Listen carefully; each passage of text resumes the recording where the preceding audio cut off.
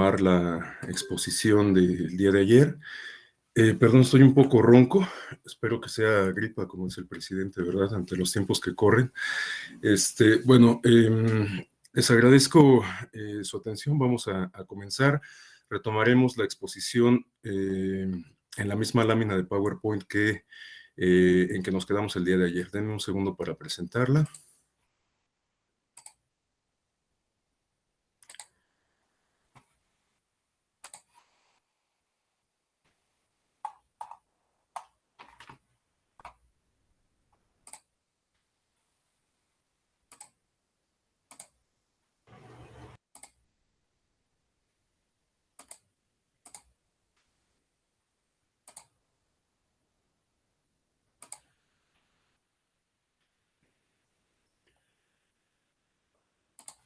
Listo.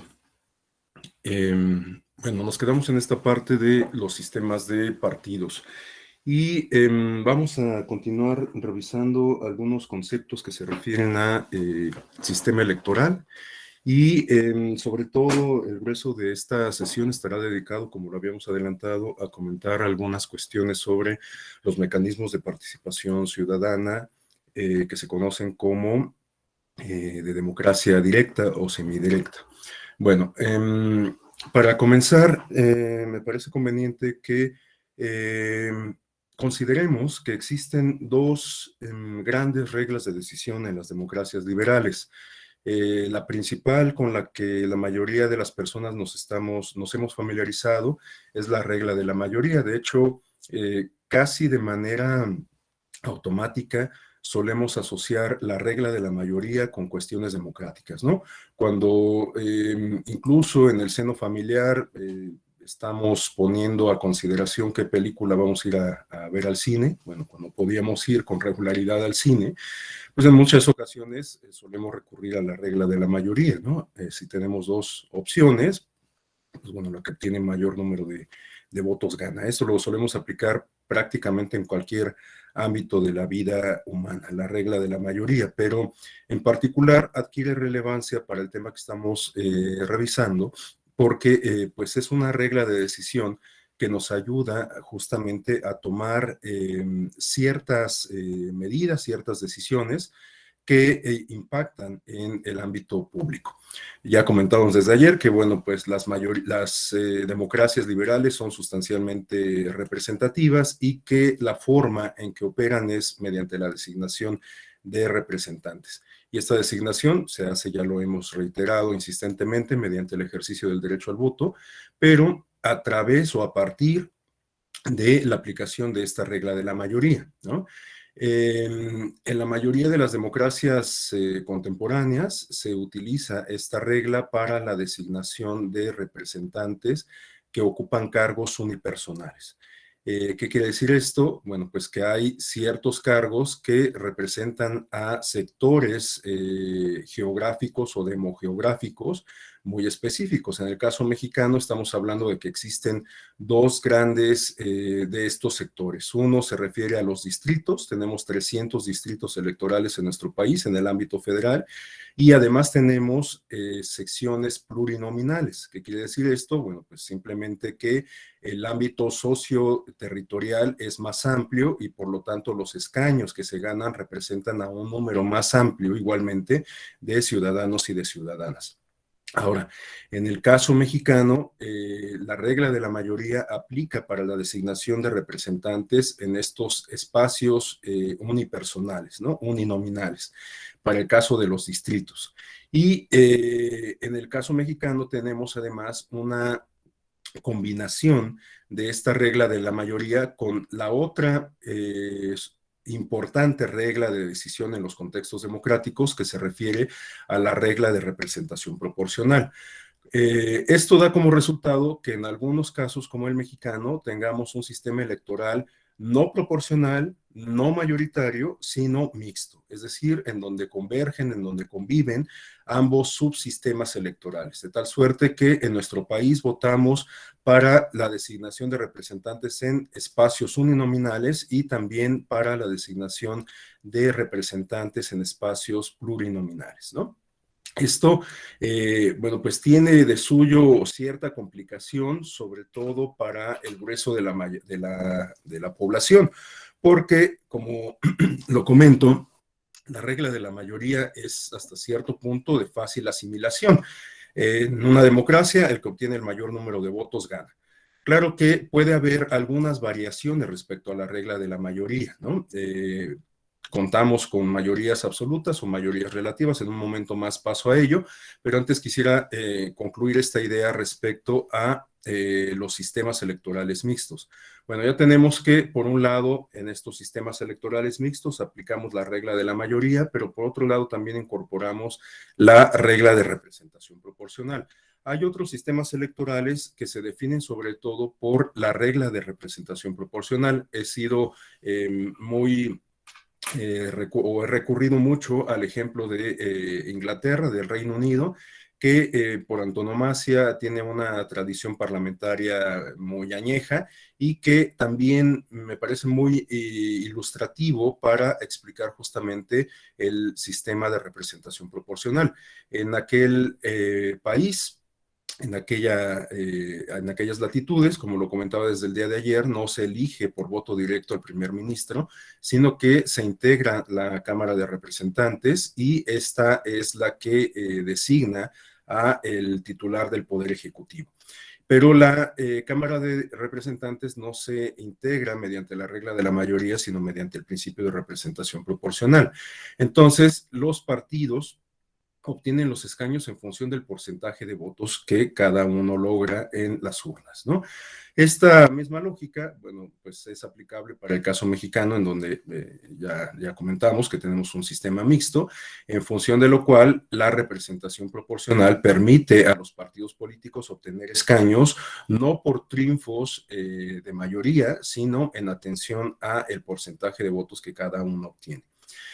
Hasta aquí pareciera como algo relativamente sencillo de entender. La problemática viene después al momento de aplicar la fórmula que nos permite hacer o llevar a la práctica la regla de la representación proporcional, porque esto ya tiene mayores complejidades.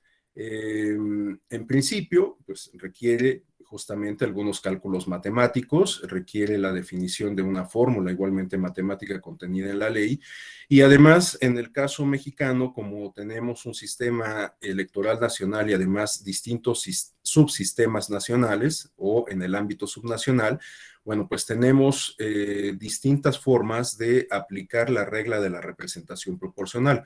Por supuesto que existen denominadores comunes, pero en cada entidad federativa se le han eh, impreso algunas particularidades a la regla de representación proporcional, de tal suerte que pues tenemos, digamos que 32 subsistemas electorales en nuestro país, además del sistema electoral nacional, ¿no? Entonces, bueno, pues esto es un tanto complicado porque de por sí, reitero, es difícil entender el funcionamiento de la representación proporcional para el grueso de la ciudadanía.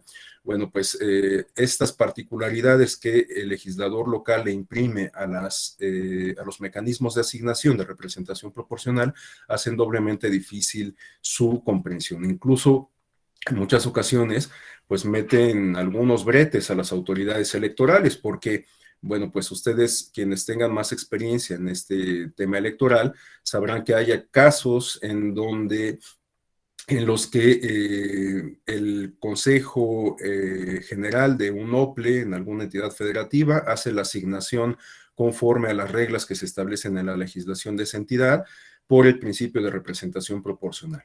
Pero, pues, estos acuerdos de asignación suelen ser controvertidos ante el Tribunal Electoral local y en algunas ocasiones termina escalando hasta la sala superior, ¿no? Entonces, la sala superior en muchas de las veces termina siendo en plenitud de jurisdicción la asignación definitiva de representación proporcional.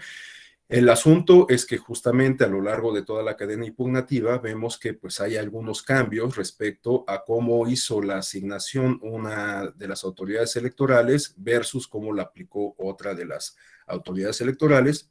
y al final la sala superior termina aplicando mediante una suerte de tercera vía, de tercera forma, esta asignación, ¿no? O en algunas ocasiones, pues retoma el mecanismo que originalmente hubiese hecho el OPLE correspondiente. Hay muchas variables, hay muchas formas que pueden tomar los mecanismos de asignación a lo largo de estas cadenas impugnativas. El caso es que resulta sumamente complicado. Y también esto guarda relación con lo que yo he comentado el día de ayer sobre el déficit de cultura política democrática, porque sin duda, tendríamos que poner mayor atención, mayor empeño en difundir esta cultura política democrática para subsanar incluso estos vacíos de desconocimiento, de franca ignorancia respecto a cómo funcionan los mecanismos electorales, los sistemas electorales en nuestro país.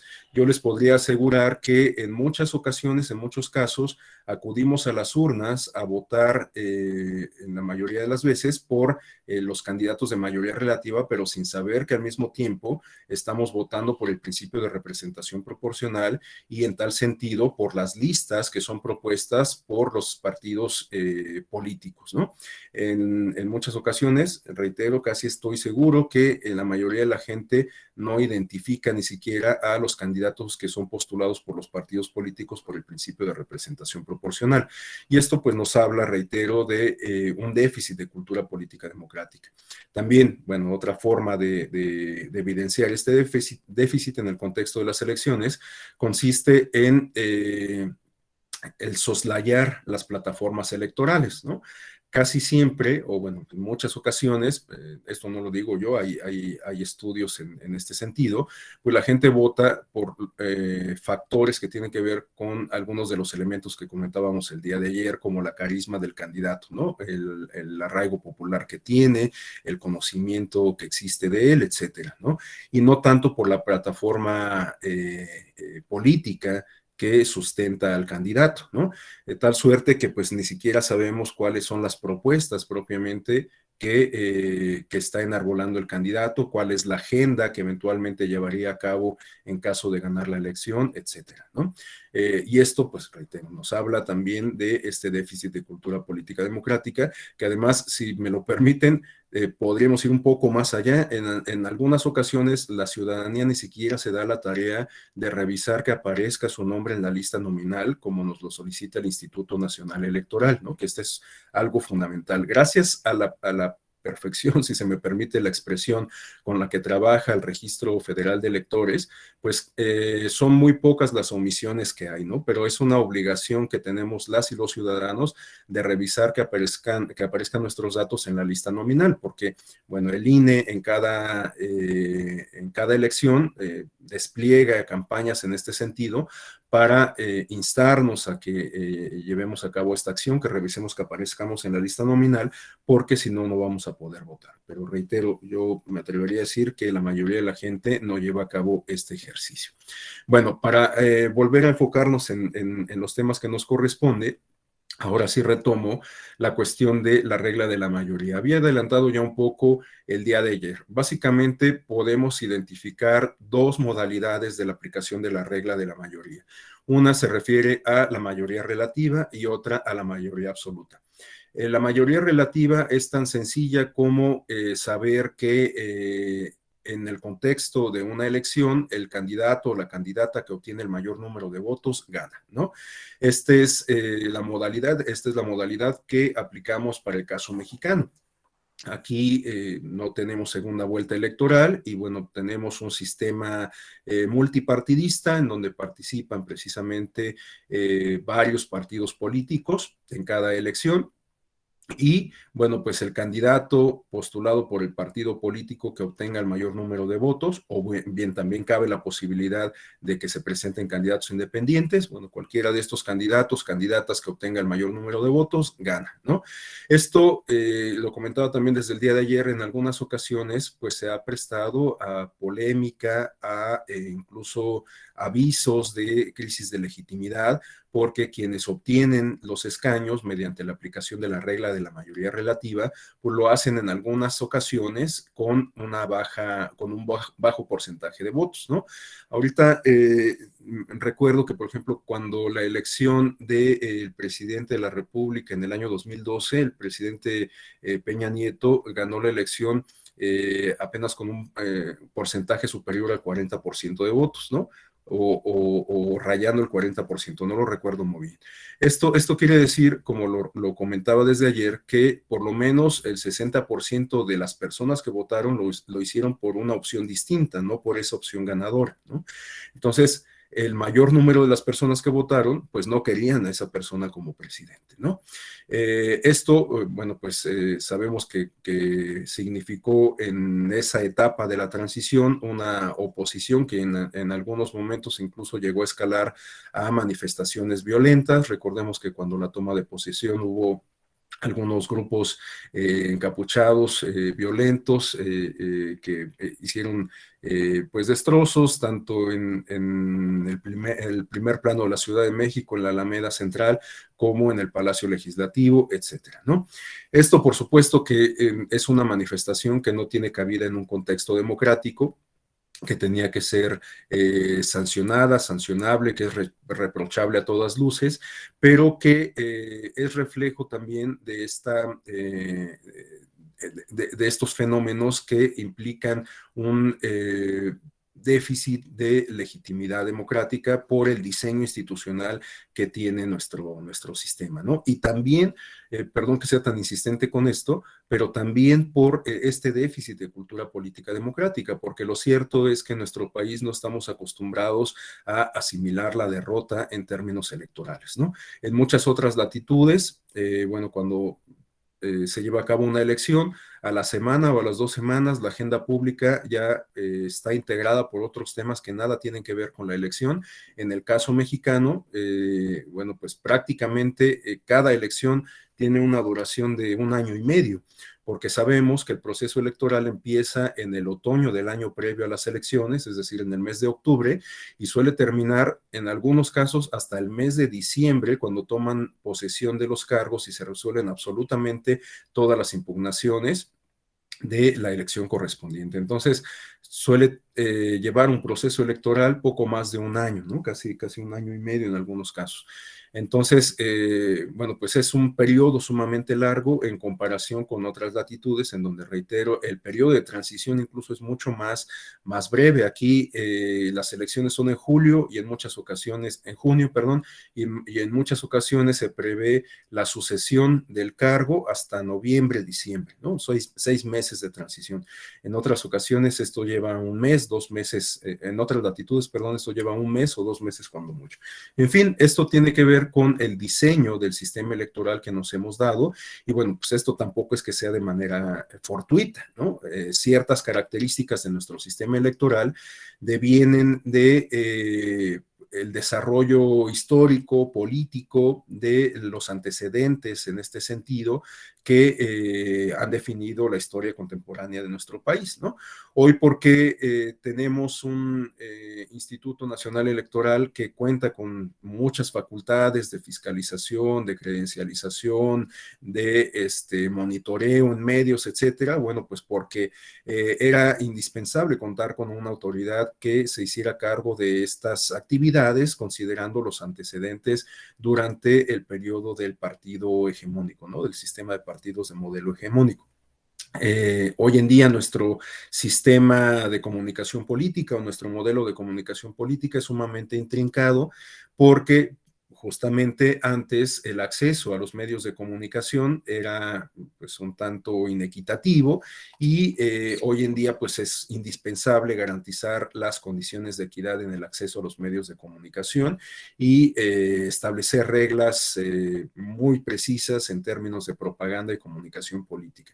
Esto, por supuesto, que hoy representa un reto importante a la luz del desarrollo de las nuevas tecnologías, de las tecnologías digitales, porque este es un campo que no está regulado, que escapa a las reglas del modelo de comunicación política, y que elección con elección nos plantea retos interesantes, porque además pues las tendencias y el desarrollo tecnológico sigue avanzando, ¿no? En estas elecciones que tuvimos el año pasado, pues una plataforma que resultó muy utilizada por algunos candidatos y candidatas fue la de TikTok, ¿no? Eso no existía antes, entonces no hay una reglamentación sobre Facebook, bueno, sobre lo que antes era Facebook, sobre Twitter y sobre TikTok, y seguramente no la va a haber para la siguiente plataforma que salga para los comicios del 2024, ¿no?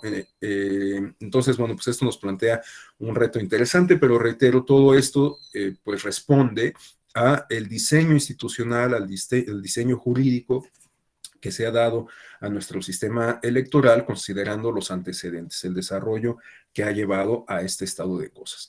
Bueno, ahora, la otra modalidad de la regla de la mayoría se refiere a la regla de la mayoría absoluta. Y bueno, ya lo había adelantado un poco el día de ayer. Esta se observa sobre todo en aquellos casos en donde se aplica la segunda vuelta electoral, ¿no? En donde el ganador tiene que ganar con un porcentaje de votos superior al 50% más uno, ¿no? Esta es la aplicación justamente de la regla de la mayoría absoluta. En tal sentido, tenemos muchos ejemplos en América Latina en donde el diseño electoral permite que en una primera ronda participen los candidatos, hablando de elecciones presidenciales, por ejemplo, que participen los candidatos postulados por todos los partidos políticos que cuentan con registro legal y que están en posibilidades de hacerlo, ¿no? Entonces, si tenemos 12 o 15 partidos políticos y cada uno postula un candidato, pues lo más probable es que tengamos este fenómeno de atomización del voto, en donde, pues naturalmente los electores otorguen votos a todos los candidatos, aunque algunos tengan un porcentaje muy reducido, ¿no? Pero pues esto implica que se atomicen las preferencias electorales, ¿no? Entonces, lo que sucede en estos casos es que el diseño electoral que se han dado estos países, consiste en aplicar la segunda vuelta electoral, en donde solo participan los dos candidatos punteros, a efecto de prevenir justamente estos fenómenos de crisis de gobernabilidad y obligar a que el electorado opte por una de dos opciones, ¿no? Por las dos opciones que tienen las mejores preferencias, que están mejor posicionados electoralmente. Entonces, en este sentido, bueno, pues los dos candidatos punteros se presentan a una a una segunda vuelta electoral, y esta elección se define mediante la aplicación de de la regla de la mayoría absoluta. Quien obtiene el 50% más uno de los votos es quien se hace del escaño, quien termina siendo presidente de la República, ¿no? Bueno, ahora continuando con la exposición, a continuación tenemos algunas formas o algunas fórmulas, mejor dicho, que son utilizadas para aplicar la regla del principio de representación proporcional. Les decía que, bueno, este mecanismo de suyo resulta complicado en principio por esta cuestión de la aplicación de reglas de operaciones matemáticas, de fórmulas matemáticas, ¿no? En este esquema tenemos las principales fórmulas de representación proporcional que existen en los sistemas electorales alrededor del mundo, ¿no?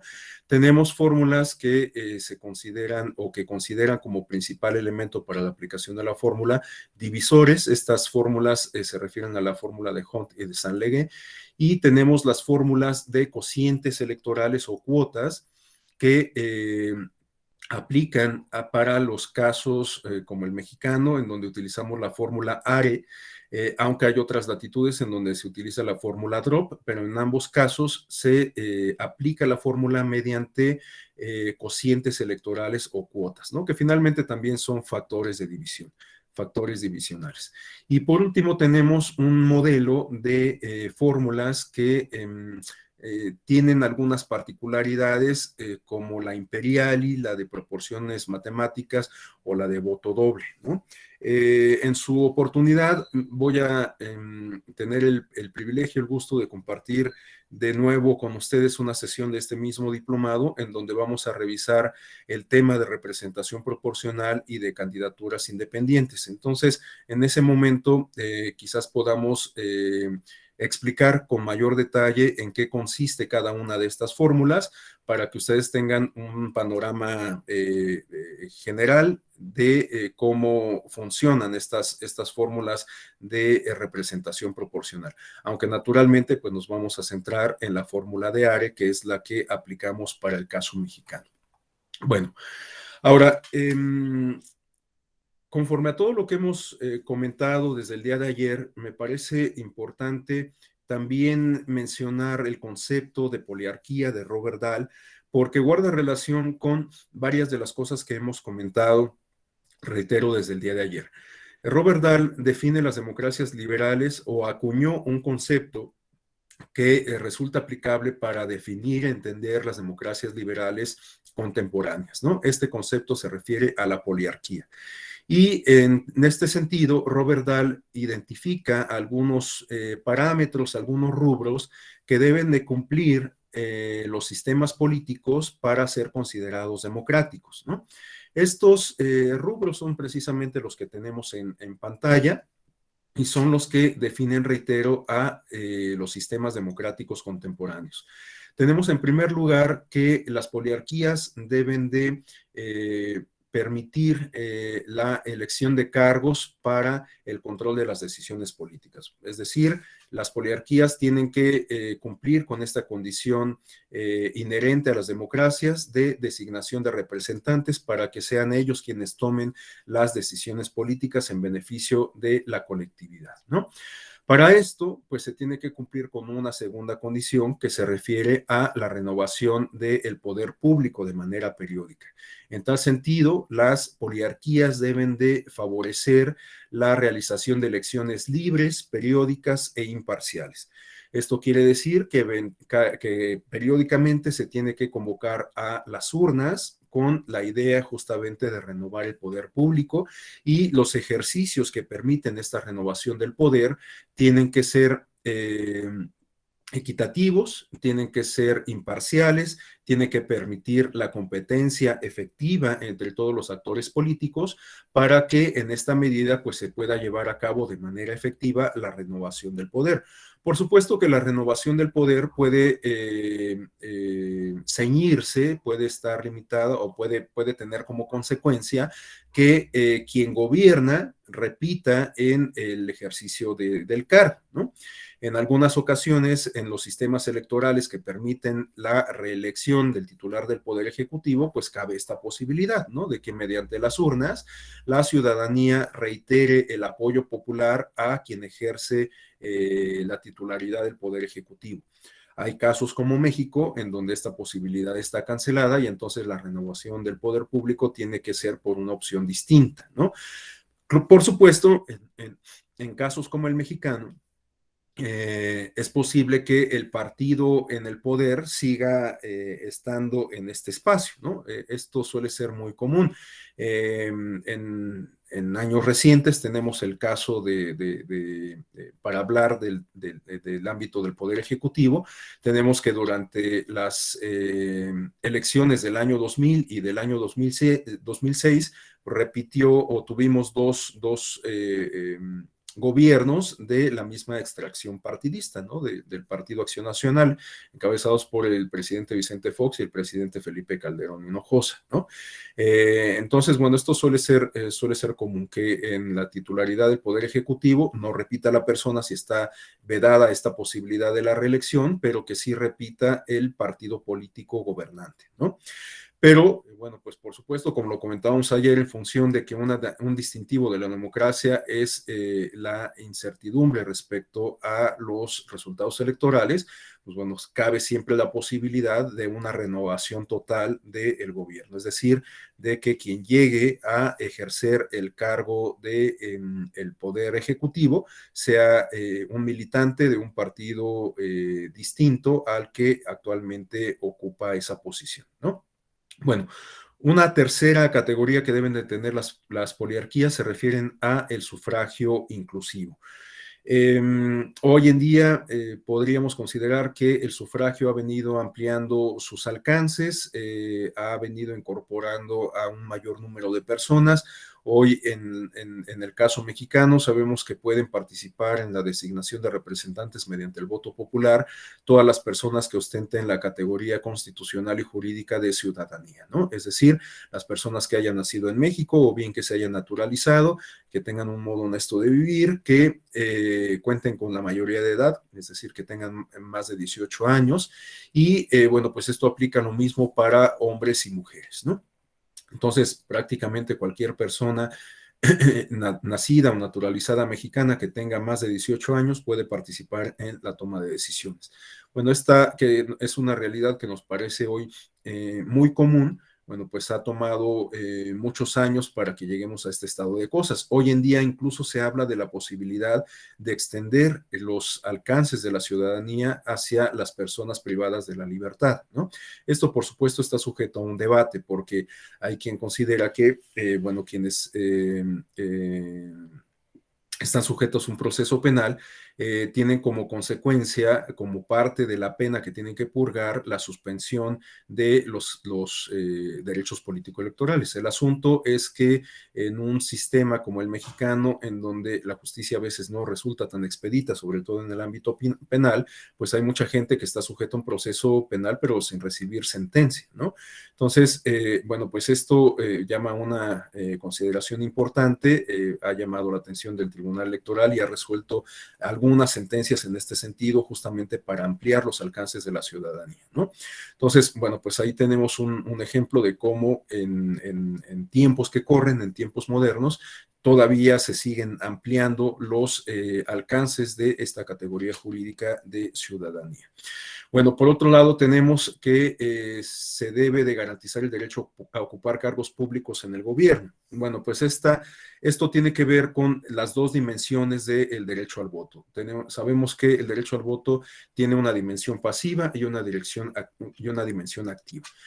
La dimensión activa se refiere a esta posibilidad que tenemos de acudir a las urnas para la designación de representantes, pero la dimensión pasiva se refiere a la posibilidad que nosotras mismas tenemos de ser postuladas para ocupar estos cargos de toma de decisiones, ¿no? Entonces, bueno, pues esta posibilidad, perdón, estaba viendo una...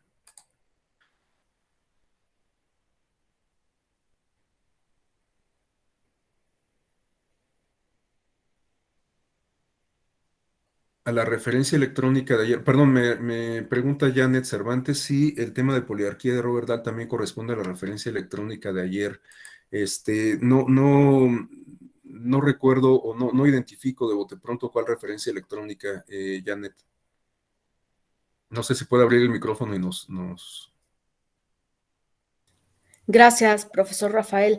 En la lámina había una fuente bibliográfica. En este asunto era una fuente electrónica. Pregunto si es la misma que corresponde a este tema. Gracias. Bueno, no, la verdad es que no corresponde a la misma fuente, porque esto que estamos revisando corresponde al libro de la poliarquía de Robert Dahl, estos contenidos de la lámina, ¿no? Y si no mal recuerdo, la referencia que estábamos comentando el día de ayer es de un artículo académico publicado en alguna revista. Digo, también hay elementos retomados del libro de la poliarquía de Robert Dahl, pero son dos fuentes distintas, ¿no? Bueno, continuando con la exposición, bueno, les decía que tenemos la posibilidad de votar y ser votados, ¿no? Por otro lado, también tenemos que las poliarquías deben de garantizar evidentemente la libertad de expresión, ¿no? Gracias por el dato, David, muchas gracias. Nos está compartiendo fuentes de consulta. Bueno, también les decía que tienen que garantizar la libertad de expresión, ¿no? Esta es una condición indispensable de las democracias contemporáneas. La libertad de expresión en realidad no es un derecho político propiamente, sino es un derecho de carácter civil. Pero a la luz de este principio de interdependencia de los derechos humanos, pues sabemos que los derechos no pueden existir de manera aislada y que el ejercicio de unos derechos contribuyen a potenciar otros derechos. En tal sentido, el derecho a la libertad de expresión contribuye al robustecimiento de la democracia y se asocia de manera muy directa con los derechos político-electorales, ¿no? El derecho político a la asociación, el derecho político pues incluso a votar y ser votado, se relaciona con el derecho a la libertad de expresión, no solamente en su dimensión de expresar nuestras ideas, de expresar nuestro sentir, sino también en su dimensión de acceso a la información. Recordemos que el derecho a la libertad de expresión justamente tiene estas dos dimensiones, no solamente implica la posibilidad de expresarnos, sino implica la posibilidad de hacernos de información. Y en tal sentido, bueno, pues si contamos con la información que nos resulta útil, podemos emitir un voto informado, podemos participar en política de manera responsable, etcétera, ¿no? Entonces, bueno, pues el derecho a la libertad de expresión es una condición indispensable de las democracias contemporáneas. Los últimos elementos se refieren a la existencia y protección por ley de variedad de fuentes de información. Bueno, esto se relaciona con lo que acabo de comentar. Y el derecho a constituir asociaciones u organizaciones autónomas, partidos políticos y grupos de interés, ¿no? Bueno, pues esto se relaciona con esta posibilidad de ejercer el derecho de asociación, el formar parte de sindicatos, el formar parte de partidos políticos, el formar parte de asociaciones de la sociedad civil, etcétera, ¿no? Bueno, ahora rápidamente me parece importante concluir esta primera parte de la exposición con esta reflexión en torno a las dimensiones de la democracia. Sabemos que la democracia es un concepto, un término ambivalente o polivalente. No hay una sola forma de definir la democracia y además si le incluimos un apellido a la democracia, pues esto se vuelve todavía más complejo, ¿no? Más abierto. Es decir, si a la democracia le incluimos el complemento de la participación, bueno, pues ya tenemos democracia participativa, tenemos democracia deliberativa, tenemos democracia liberal, tenemos democracia electrónica en la actualidad, etcétera, ¿no? Entonces, bueno, pues la democracia es sumamente difícil de definirla. No recuerdo ahorita cómo se llama la autora de un artículo que acabo de consultar, quien nos habla de que tanto conceptos como la política o la democracia se definen en función del contexto y del periodo histórico desde el cual se le nombra, ¿no? Como lo hemos venido comentando, pues no podemos entender la democracia en los mismos términos, en las mismas circunstancias a cómo se aplicaba, a cómo se entendía en la antigua Grecia, ¿no? Bueno, después de estas consideraciones sobre la ambivalencia o polivalencia de la democracia, me parece importante señalar que a mí me agrada mucho la idea de pensar que tendríamos que transitar hacia una democracia sustantiva, es decir, una democracia que no se limite ya solamente a la designación de representantes, sino que esté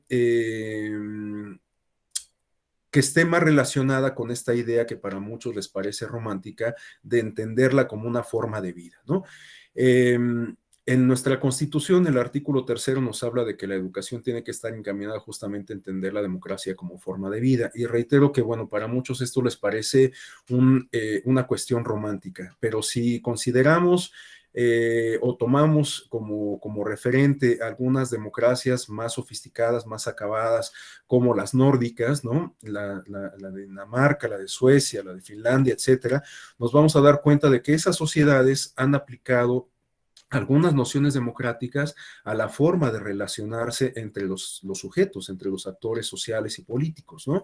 De tal suerte que, bueno, pues en esos países resulta casi impensable en en la mayoría de los casos, en trastocar la normativa que resulta aplicable para la organización social y política, ¿no? Yo tengo muy presente el comentario, una anécdota que en algún momento me compartió una amiga que viajó a Europa y que no recuerdo si en Austria o en alguna nación europea que, bueno, no tiene la mayor relevancia. Lo que quiero destacar es que pasó por una experiencia en donde, bueno, iba viajando en tren y nunca le pidieron el ticket, ¿no? Y entonces la persona con la que iba viajando o más bien a la persona con la que iba viajando le preguntó que por qué no le habían pedido el ticket. Y bueno, esta persona nativa de aquella nación le dijo que a veces lo pedían y a veces no. Entonces mi amiga le decía, bueno, pero pues que no tienen temor de que pues, alguien se meta y utilice el tren y viaje sin pagar el boleto.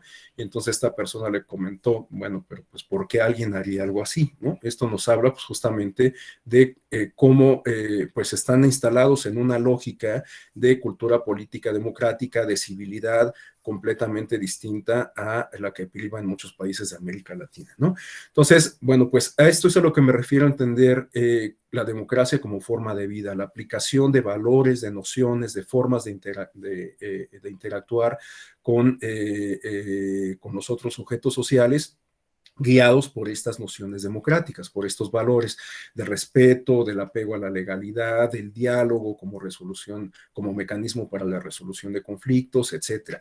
Porque algo que tenemos que tener muy presente es, contrario a lo que se pudiera pensar, la democracia no implica el consenso. De hecho, yo me atrevería a decir que justamente la democracia está más relacionada con el disenso, porque implica la democracia la posibilidad de que todas las voces sean escuchadas, de que todas las personas tengan cabida, y si todas las personas somos distintas, todas las personas pensamos diferente, pues es difícil que logremos tener consenso. Sin embargo, pues es importante que logremos establecer mecanismos de diálogo para lograr acuerdos, ¿no?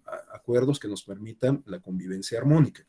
Entonces, bueno, pues este tipo de ejemplos nos hablan de esta democracia sustantiva, reitero, que no solamente se refiere a la designación de representantes, sino que se refiere a la aplicación de nociones y de valores en el ámbito de la vida cotidiana, ¿no?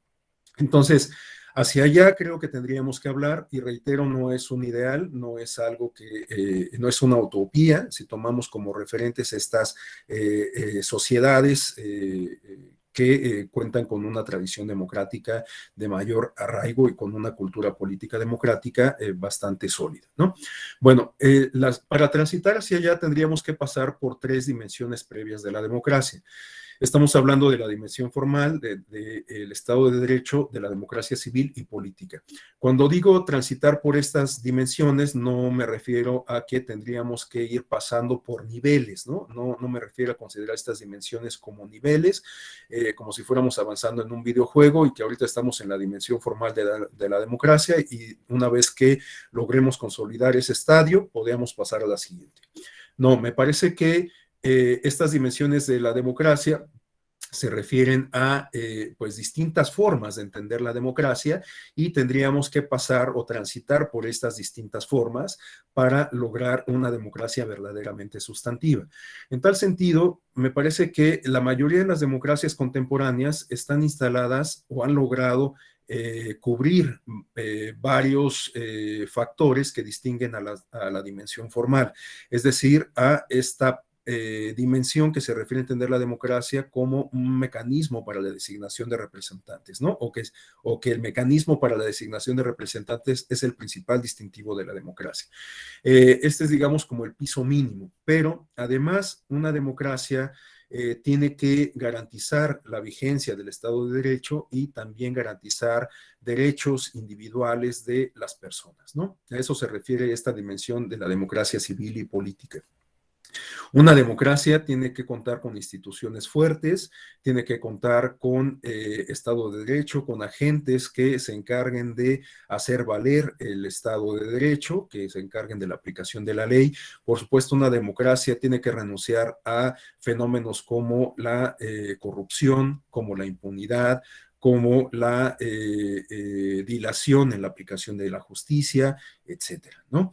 Y por otro lado, pues se tienen que garantizar las condiciones que permitan el ejercicio de los derechos. Por supuesto que el garantizar las condiciones del ejercicio de los derechos resulta un tanto complicado, porque no solamente tiene que ver con voluntad política, sino también con cuestiones materiales, con cuestiones de infraestructura, con cuestiones de inversión. Para garantizar el derecho a la educación, el derecho al empleo, el derecho a la salud, pues necesitamos tener escuelas, docentes, hospitales, inversión en el sector privado para que los empresarios pues abran plazas precisamente, etcétera, ¿no? Entonces, bueno, pues todo esto requiere no solamente de voluntad política, sino también de otras cuestiones. Pero, bueno, pues es posible avanzar hacia allá siempre y cuando pues tengamos un manejo eficiente de los recursos, una administración pública pues, que justamente se apegue a la normatividad, que aplique los recursos de manera responsable, etcétera, ¿no? En fin, el caso, adelante Mari Carmen, sin problema. El caso es que pues tenemos que transitar por estas dimensiones de la democracia y en mi opinión tendríamos que tener como expectativa el lograr alcanzar una democracia sustantiva, ¿no? Bueno.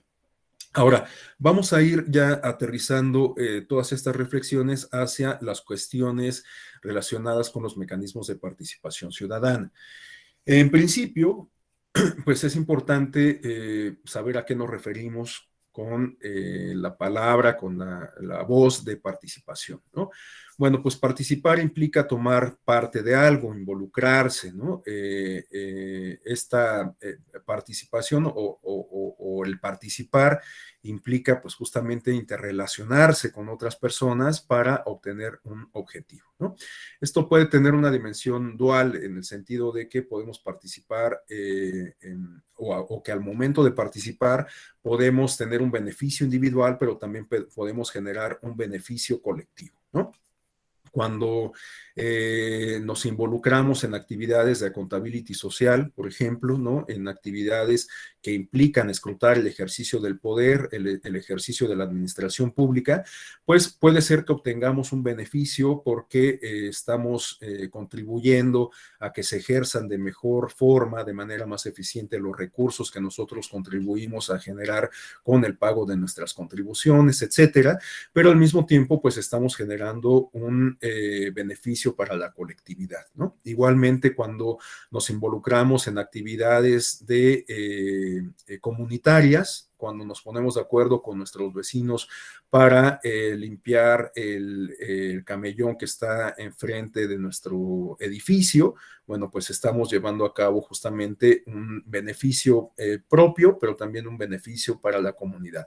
Por supuesto que, bueno, pues en muchas ocasiones estas actividades de remozamiento, del mantenimiento de la infraestructura pública, pues recae, o más bien es una responsabilidad que recae en los gobiernos precisamente, pero lo cierto es que hay muchos mecanismos que implican la sinergia entre el gobierno y la comunidad política, ¿no? De hecho, un poco más adelante vamos a ver un ejemplo de un mecanismo de participación política que se refiere al presupuesto participativo, en donde la ciudadanía tiene la posibilidad de decidir en qué se invierte parte del presupuesto público en beneficio de la comunidad y del entorno inmediato, ¿no? Pero sobre ello vamos a volver un poco más adelante. Bueno, la participación, por lo tanto, se puede dar en el ámbito público, en el ámbito privado, pero la que nos interesa es esta que se da en el ámbito público, ¿no? La participación política implica buscar injerencia, buscar tener un impacto en la toma de decisiones de carácter público, ¿no? De tal suerte que la participación política, por supuesto que se contrapone a esta idea, a esta postura que muchas veces solemos asimilar de manera muy cómoda y que se refiere a que, bueno, pues ya votamos, designamos a nuestros representantes, a nuestros diputados, senadores, a nuestro gobernante, nuestro presidente o nuestro gobernador, y entonces nos desentendemos de todas las actividades públicas, ¿no? Ni siquiera revisamos noticias, la responsabilidad es de ellos porque nosotros les dimos ese encargo y pues no volvemos a participar en cuestiones políticas, sino hasta que seamos convocados nuevamente a urnas. Eso sí, pues en muchas ocasiones nos quejamos de la forma en que se está ejerciendo el poder, en que se está ejerciendo la representación política, en que se están administrando los recursos, pero no tomamos acción, no nos involucramos para pues revertir o tratar de contener ese ejercicio con el cual no estamos de acuerdo, ¿no? Bueno. Ahora, Hay distintas formas de participar en el ámbito público, ¿no? Hay algunos mecanismos que se han institucionalizado para participar en la toma de decisiones públicas, pero hay otros mecanismos que son más propios de un ámbito, digamos, informal, ¿no? Eh, ¿Cuáles son estos mecanismos o estas formas de participar mediante o en el ámbito informal? Bueno, pues puede ser mediante el comportamiento individual. Esta también suele ser una idea un tanto romántica, el pensar que, bueno, pues lo que hacemos no tiene ninguna, o que lo que hacemos puede tener una significación importante para la comunidad en el ámbito público. Hay quienes consideran que esta es una percepción un tanto romántica, un tanto idealista, y hay quienes, bueno, pues consideran que esta es una cuestión completamente inútil, ¿no? O sea, que lo que podemos hacer, pues no tiene ninguna repercusión en el ámbito público. A mí me parece que sí, lo que hacemos, por supuesto que tiene una repercusión en el ámbito público. Absolutamente cualquier acción que podamos tener como parte de una comunidad, pues puede tener una implicación en el ámbito de esa comunidad. En la sociología hay un concepto acuñado por Max Weber que se refiere a la acción social y que nos habla de que la interacción que se da entre las sociedades solo se da al momento en que, o la acción social solo se da al momento en que tenemos una respuesta de nuestro alter ego, ¿no? De tal suerte que si nosotros tiramos sin querer un vaso de agua, una taza de café sobre los papeles que tenemos en el escritorio, puede que eso no tenga ninguna repercusión si es que no va a afectar a un tercero, ¿no? Si lo que estamos ensuciando, mojando, son documentos de trabajo, pues por supuesto que eso va a tener una repercusión. Si es una hoja de papel en blanco que teníamos ahí, bueno, pues eso no va a generar una acción social porque no vamos a tener una respuesta de nadie, ¿no? No estamos afectando a nadie. Entonces, bueno, esta lógica la podemos aplicar a cualquier ámbito de la vida humana, ¿no? Cuando nos pasamos una luz ámbar del semáforo, pues por supuesto que vamos a tener una repercusión. Estamos violentando las normas de tránsito, las normas de seguridad, estamos poniendo en riesgo nuestra propia integridad y la integridad de terceros, ¿no?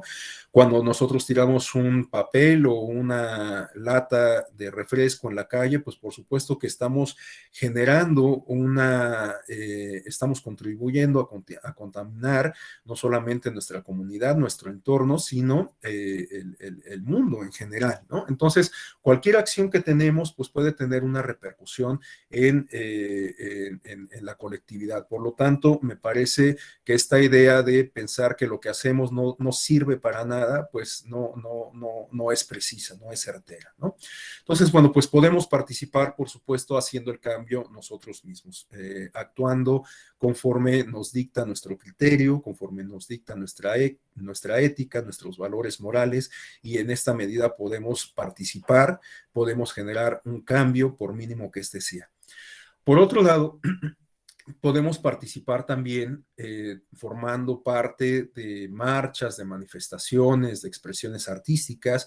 Hoy en día suele ser muy común que las protestas tomen un cauce artístico, de tal suerte que, sobre todo en espacios universitarios, podemos ver performance, podemos ver conciertos, podemos ver eventos artísticos de distinta naturaleza que tienen como propósito justamente participar en el ámbito público. Hay muchas exposiciones artísticas que denuncian cuestiones que tienen que ver con el cambio climático, con las políticas de un gobierno en específico en torno a esto, con las políticas energéticas que está asumiendo un gobierno, con las políticas sociales que está llevando a cabo un gobierno, etcétera, ¿no? Bueno, pues podemos participar protestando o apoyando incluso estas políticas, si es que estamos de acuerdo con ellas, pues mediante estas formas de expresión. También podemos participar mediante actividades cívicas o sociales del entorno inmediato. Bueno, ya ponía yo el ejemplo hace rato de estas formas de trabajo comunitario, cuando nos ponemos de acuerdo con nuestros vecinos, cuando en las escuelas de nuestros hijos se ponen de acuerdo para limpiar los camellones cercanos a la escuela, para levantar el pasto que crece sobre las guarniciones de las banquetas, etcétera. Bueno, pues estamos igualmente participando. Y por último, aunque hay muchas formas de participar mediante mecanismos no formales, bueno, pues yo me limité a este catálogo y por último quisiera mencionar el aspecto de las redes sociales. Hoy en día, bueno, pues las redes sociales se han convertido en una palestra para participar en el ámbito público.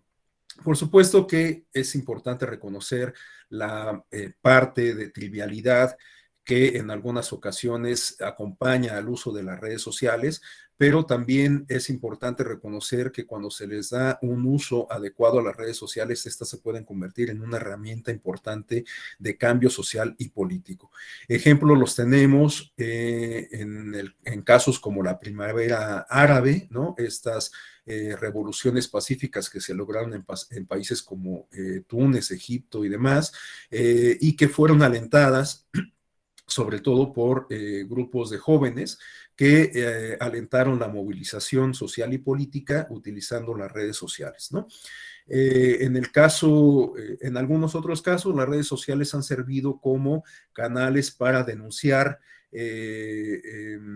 el comportamiento inadecuado de algunos servidores públicos, ¿no? No voy a poner ejemplos para no herir susceptibilidades, pero ustedes recordarán que ha habido muchos casos recientes en México en donde se generan tendencias a través de redes sociales sobre el comportamiento de algún legislador, de algún funcionario público que ha obligado a que las autoridades correspondientes, pues por lo menos llamen la atención sobre ese comportamiento y lleven a cabo una investigación en su oportunidad, ¿no? Entonces, las redes sociales, pues por supuesto que pueden ser vistas como un canal, como un mecanismo que potencie la participación ciudadana desde un ámbito no formal. Bueno, ahora, hablando de mecanismos formales, mecanismos institucionalizados, pues tenemos que tener en consideración este concepto de la democracia participativa, ¿no? La democracia participativa se refiere a una forma, una modalidad, una manera de entender la democracia a la luz del involucramiento ciudadano, ¿no? Entonces, la democracia participativa hace referencia, como se señala en la lámina, al conjunto de espacios y mecanismos donde ciudadanas y ciudadanos pueden incidir y sobre todo incidir y decidir sobre asuntos públicos de su incumbencia, más allá de la mera designación de representantes populares, ¿no?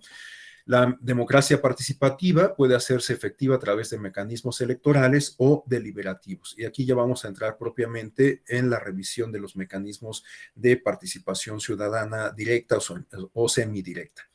En principio, tenemos que estos mecanismos pueden ser electorales o deliberativos, como se nos indica en este apunte, porque muchos de estos mecanismos funcionan de manera similar a cómo funcionan las elecciones, es decir, que se definen mediante la participación de las y los ciudadanos en las urnas, ¿no?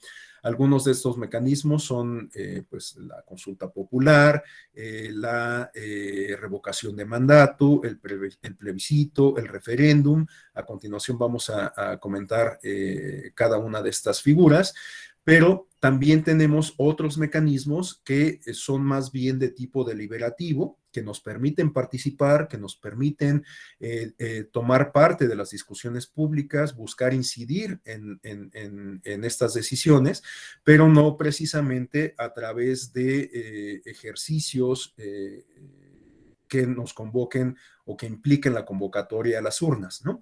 Algunos de estos ejemplos deliberativos se refieren a el Parlamento abierto, por ejemplo, ¿no?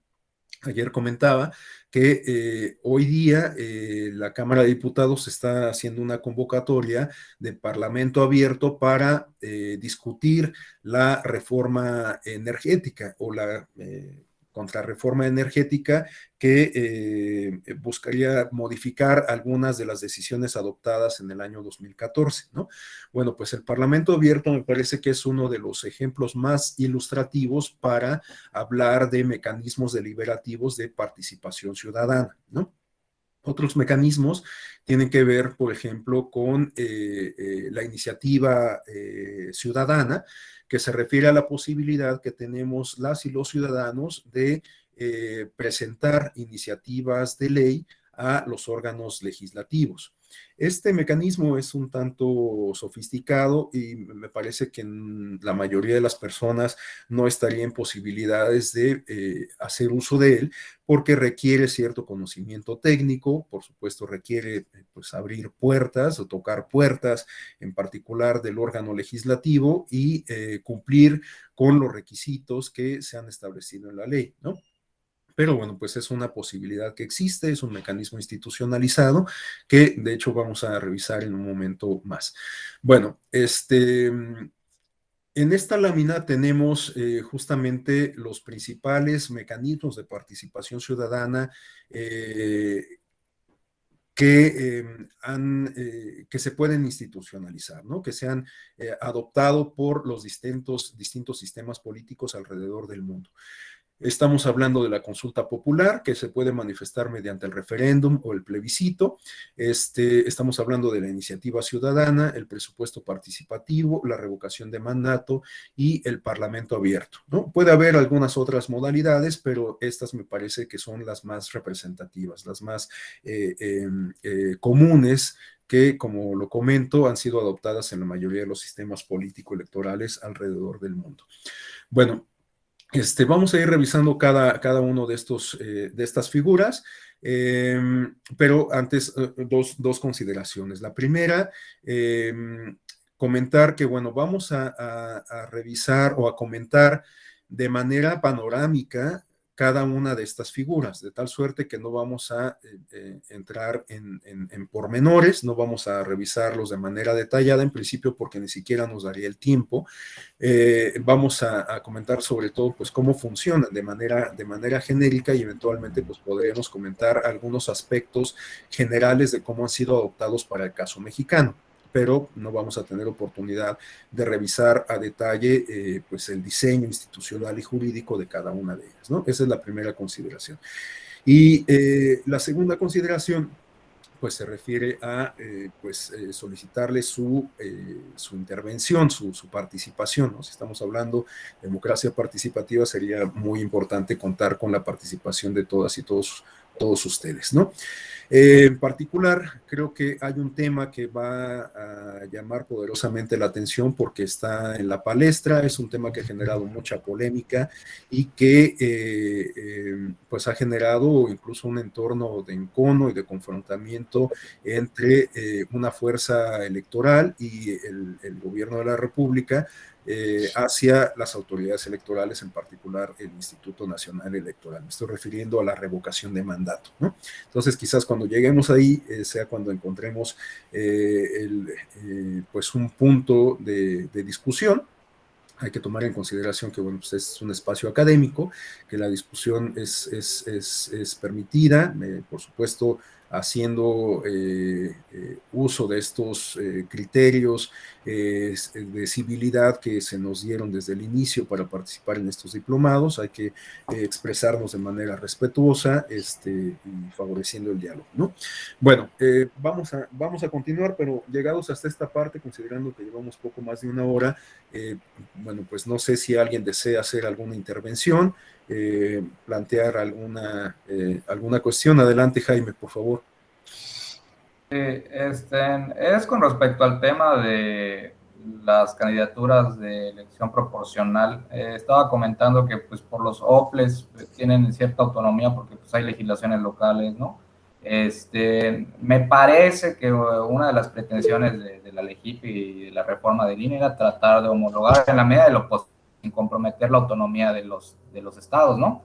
Entonces, me parece que ya hay, no sé si son 10 o 2 estados que su fórmula para la elección de candidatos por candidatura proporcional ya está homologada con la LEGIPE, ¿no? Ya creo que esa es la pretensión, ¿no? Pero pues hay otros en congresos que pues protegen su autonomía electoral, ¿no? Nada más era mi comentario. Es cuanto. Gracias, Jaime. En un momento le doy la mano a Janet, el uso de la voz. Lo que comentaría de réplica respecto a lo que nos hizo favor de mencionar Jaime, se refiere a que en efecto, vamos, hay comunes denominadores en todos los subsistemas electorales de representación proporcional. Incluso podríamos hablar, yo elaboré, bueno, no yo, sino un conjunto de colegas de la Escuela Judicial Electoral, elaboramos un libro, una obra, sobre los distintos diseños de representación proporcional en el ámbito subnacional y logramos identificar, digamos, como 4 familias, ¿no? 4 formas, 4 categorías, en función de cómo se aplica la fórmula de representación proporcional en los estados de la República Mexicana. El asunto es que aun cuando hay muchos elementos comunes, hay ciertas particularidades en cada una de las legislaciones que puede meter en bretes a la autoridad electoral al momento de aplicar la fórmula, porque hay algunas fórmulas que aun cuando sean prácticamente idénticas, en el sentido de que, por ejemplo, al partido que obtiene el 3% de votos se le asigna de manera directa una curul y después se hace la asignación mediante cociente, etcétera. Bueno, con independencia de que este sea un común denominador, hay ciertas particularidades que hacen complicada la aplicación en cada caso, porque hay algunos mecanismos o algunas fórmulas que implican ir haciendo la revisión paso por paso para identificar si después de aplicar un paso hay algún partido que sobrepasó el límite de sobrerepresentación y entonces se repone el procedimiento a partir de ese paso.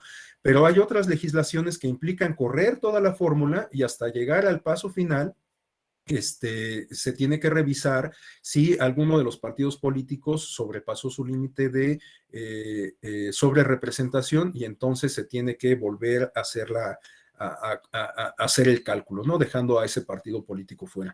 Entonces, esas pequeñas particularidades son las que hacen un tanto complicada la aplicación de la fórmula ya en la práctica, aun cuando en el papel tiene toda la razón Jaime, pues hay elementos comunes que aplican para distintos sistemas subnacionales, ¿no? Me parece que el único caso que es distinto, que no aplica cocientes electorales, es el caso de Coahuila, en donde se aplican rondas electorales, ¿no? Pero de ahí en fuera, en todos los demás subsistemas nacionales existen estos elementos comunes. La complejidad viene en función de el diseño propiamente, el desarrollo de la fórmula como ha sido establecido en la legislación, ¿no? Ese es el problema. Pero sí, en efecto, la idea de la reforma, o una de las ideas de la reforma del año 2014, era como uniformar, ¿no? la fórmula de representación proporcional. Y de hecho, por eso es que en la ley de partidos políticos se establecen algunos parámetros para la aplicación de la fórmula. El problema fue que, pues al momento de que cada entidad federativa legisló para aplicar la regla de la representación proporcional, pues bueno, le imprimió algunas de estas particularidades que son pues las que le imprimen este grado de complejidad, ¿no? Adelante, Janet, y después Josafat. Gracias, profesor. Buenos días, compañeros. Comentando efectivamente lo que decía nuestro compañero Jaime y nuestro profesor, yo vivo en Coacalco, entonces en estas elecciones anteriores, inmediatas pasadas, se impugnó absolutamente todo. Lo que decía el maestro Rafael es efectivo. La ciudadanía va, vota por alguna fórmula en particular. Aquí, por ejemplo, fue la coalición la que ganó finalmente, pero lo que voy es que, por ejemplo, el instituto hace la designación por representación proporcional y sin embargo se acude a la primera sala, quien lo revoca y asigna a su vez a otras personas por las cuestiones estas del principio de paridad de género y finalmente entre la legislación sí efectivamente observa totalmente lo que dice la LEGIPE, pero al momento de consolidar todas estas cuestiones, la interpretación que hace el órgano local y la interpretación que hace el órgano federal, pues discrepa y quedan asignado a personas diversas por motivos diversos, como la proporcionalidad, bueno, la cuestión de género, por cuestiones, por ejemplo, de personas con discapacidad que tienen preferencia, y finalmente es un sinnúmero de cuestiones que al último le dan un contexto o una cara diferente a lo que había designado primeramente la autoridad local. Eso es por un lado. Por el otro, por ejemplo, hubo una especie en Coacalco de falta de certeza en muchas cuestiones, con cuestiones de nuestro presidente municipal, que ahora está en funciones, efectivamente gana por 400 y tantos votos, que finalmente gana, y a su vez el tribunal en primera instancia dice que no, en segunda instancia que en recurso de reconsideración la sala superior dice que efectivamente que sí. Finalmente la ciudadanía no sabía si era un sí, si era un no. Hubo una especie de extrañamiento ahí de inseguridad en toda la ciudadanía porque no hubo esa contundencia. Y a lo mejor viene a tema las cuestiones de participación ciudadana, ¿no? Me decía alguna vecina por aquí en algunos momentos, es que ¿cómo participar? Como ciudadanos nos sentimos desencantados y con muy poco poder, como decía el maestro Rafael Caballero, al momento de querer accionar alguna cuestión, ya sea con nuestras autoridades, por ejemplo, las municipales. Efectivamente, decía el maestro, es una actitud romántica, efectivamente, en la práctica, sí, yo lo he intentado, accionar de forma individual y no da frutos, desgraciadamente no da frutos. Y la mayoría de las personas lo asimilan de esa misma forma. Entonces, sí hay una especie de desencanto, una especie de impotencia en este sentido, y sin embargo, por ejemplo, lo que ha venido a funcionar son redes sociales. Cuando un ciudadano hace alguna denuncia en redes sociales, pero en redes sociales que son pertenecientes a los diputados, a los, cualquier persona, por ejemplo, hablo del ayuntamiento, ¿no? De lo que es el presidente municipal, regidores y síndicos que forman el cuerpo colegiado. En ese momento sí son consideradas y sí toman nota. Entonces, ese sería parte de mi experiencia en cuestiones locales. Y pues darle las gracias a los compañeros, y me pareció muy interesante todo el aspecto de participación ciudadana. Me vino a responder algunas cuestiones. Gracias.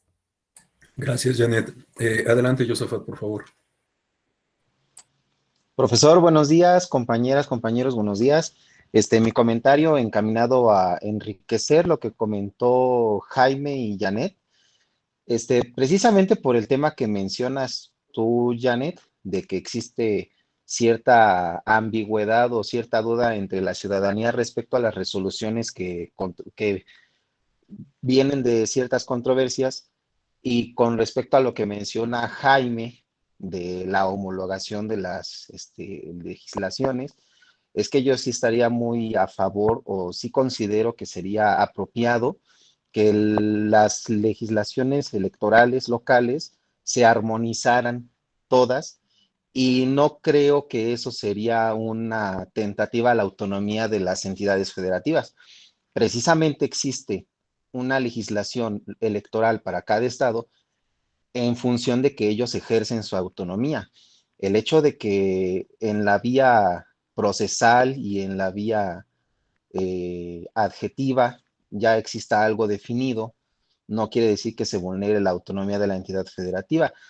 Precisamente creo que la autonomía se quedaría demostrada en que no exista una injerencia externa para alterar los modos en los que funciona todo el aparato electoral local. Y por ejemplo, en eso que menciona Janet, de que fue precisamente creo que fue muy controvertida la elección municipal de Coacalco, si mi memoria no me falla, llegó aquí a sala superior y estaban argumentando la nulidad de la elección, precisamente porque hubo un margen muy, muy pequeño, ¿no? Creo que más o menos iba en eso. Probablemente si la legislación fuera unificada, eso nos ayudaría a que la ciudadanía no tuviera tantas dudas y a que no se viera tan alterada la fórmula como queda al final, ¿no? Porque el órgano tribunal local dice una cosa y cuando sale la sentencia y sale superior, pues resulta una cosa completamente diferente. Eso también abonaría en que tanto la ciudadanía como los postulantes, como los actores, ya tendrían un conocimiento de qué criterios son los que va a tomar en cuenta el tribunal local, el OPLE y el Tribunal Electoral Federal, finalmente. Sería mi aportación. Les agradezco mucho a mis compañeros por haber externado sus comentarios. Gracias, gracias, Josafat. Bueno, es todo un tema, eso del federalismo electoral, es todo un tema, el tratar de unificar todas las legislaciones. Bueno, tiene sus bemoles. Adelante, Hugo, por favor, y después Ernesto. Buenos días a todas y a todos.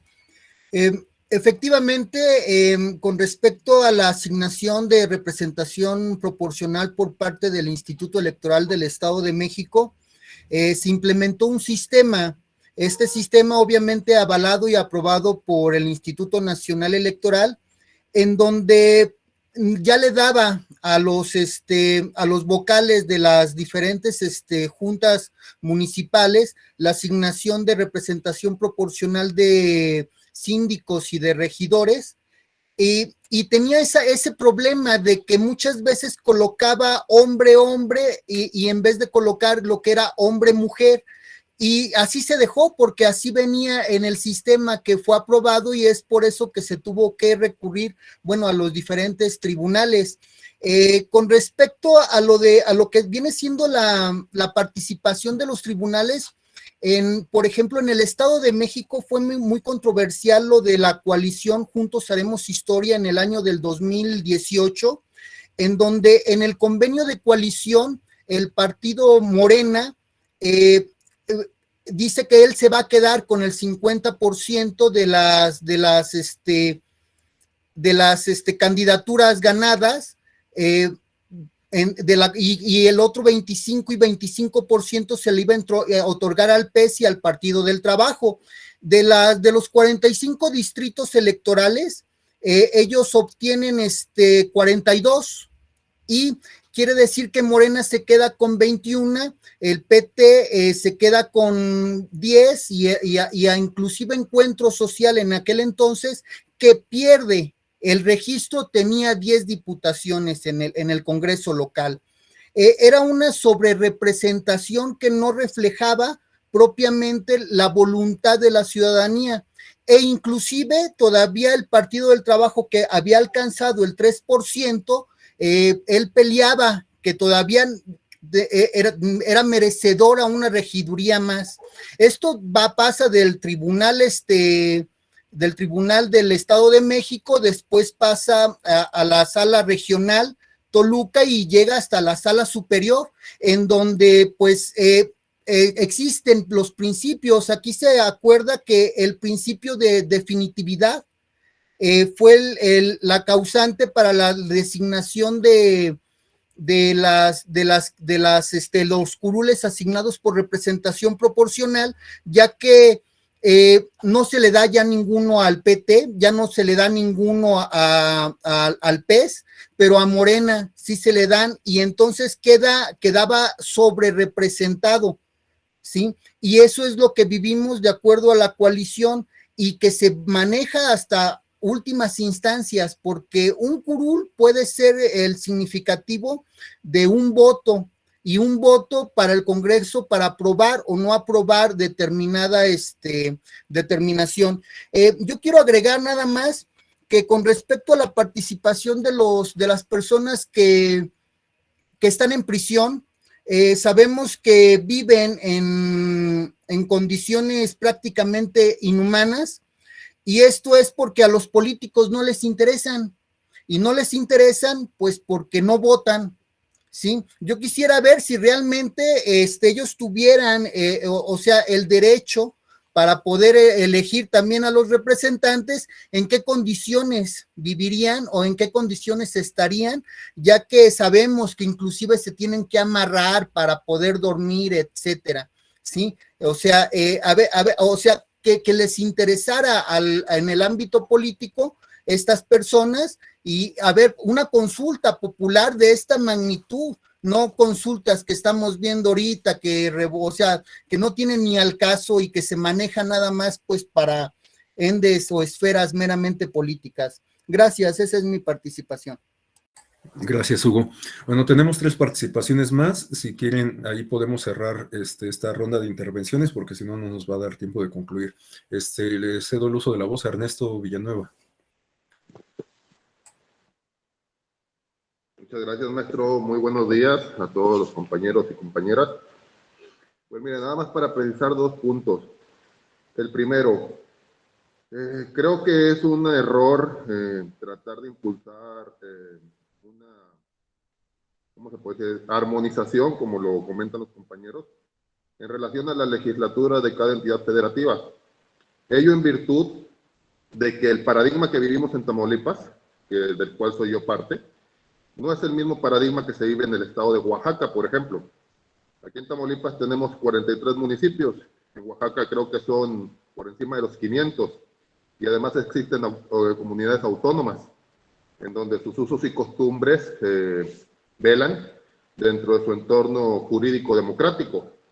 De tal suerte que homologar una legislación, o armonizarla, perdón, entre Tamaulipas y el estado de Oaxaca, vendría siendo sumamente complicado y se estima que hasta difícil, porque aquí en Tamaulipas no tenemos comunidades autónomas, tenemos ejidos, pero de ahí en fuera, pues, son 2 paradigmas axiológicos totalmente diferentes, costumbres diversas, en donde no podríamos complementar o adaptar una legislación en torno al pensum de cada entidad federativa.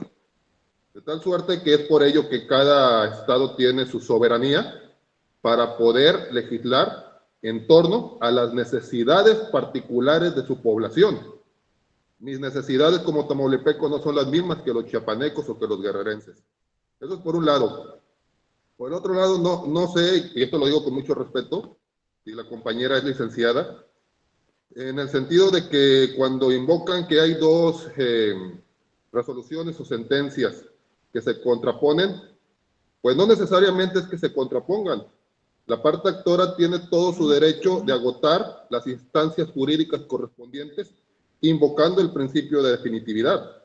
Es bien sabido que para llevar a cabo, no sé, un JDC, pues la primera instancia es el órgano intrapartidario. Cuando ya se genera la elección y se llevan a cabo recursos de inconformidad o otros instrumentos propios de la materia electoral, pues uno no puede ir directamente a sala superior. La sala superior se va a declarar incompetente y lo va a reencauzar al tribunal competente, en este caso al tribunal local. De tal modo que la primera instancia debe ser el tribunal local. Si no estás conforme, pues puedes llevar a cabo la siguiente instancia, que es en sala regional, en mi caso Monterrey, y finalmente sala superior en la Ciudad de México. Pero eso no significa que las sentencias confundan a la ciudadanía. Es muy claro que hay instancias y que si tú no estás de acuerdo en la segunda o la primera instancia, pues vas a ir escalonando esta pirámide jurídica institucional para pues conseguir tu pretensión y que el derecho pues se imponga y que tenga la razón el que bien argumente. Porque también no nada más es invocar un derecho, sino viene toda una mecánica de argumentación jurídica, narrativa de hechos, agravios, en donde tú tienes que plasmar de manera clara lo que estás apelando. Y si no lo haces, pues evidentemente un magistrado no te va a entender y no te va a dar el fallo. Eso es todo lo que quería aportar. Es cuanto, estimado maestro. Gracias, Ernesto. Bueno, yo comentaría algo al respecto. Tiene toda la razón Ernesto, o sea, propiamente no es que las sentencias se contrapongan o sean contradictorias, ¿no? sino que pues se va desarrollando toda la cadena impugnativa y eventualmente un mismo asunto puede tomar un cauce distinto. Pero retomando también lo que decía Janet, me hago cargo y hablo desde el interior del tribunal, que en ocasiones los tribunales no somos tan capaces de comunicar el fallo a el grueso de la ciudadanía, ¿no? A veces, bueno, estas cuestiones las entendemos quienes estamos inmersos en la materia electoral, pero hacia el exterior a veces es complicado pues traducir este lenguaje técnico jurídico para que se entienda el sentido del fallo final, ¿no? Entonces, eso es lo que aportaría, pero comparto completamente lo que comenta Ernesto. Adelante, Sujei, por favor.